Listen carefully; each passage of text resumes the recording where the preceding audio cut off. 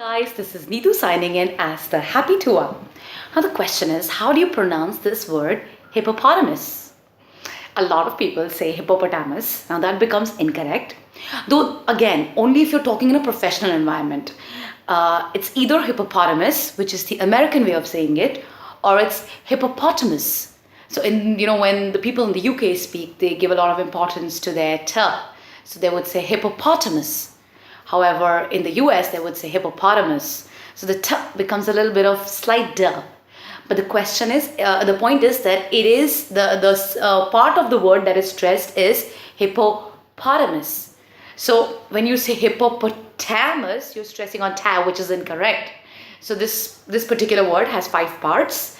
Hippopotamus. And you're stressing on hippopotamus. So you're stressing on the paw there.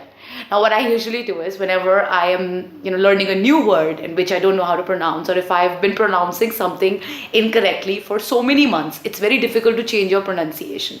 So I raise my hand. Each time I have to stress on that part. For example, hippopotamus. So I know as soon as I raise my hand, my body language complements my learning. Whatever I'm learning. So it kind of gives the right instruction to the brain and I get used to pronouncing that word correctly.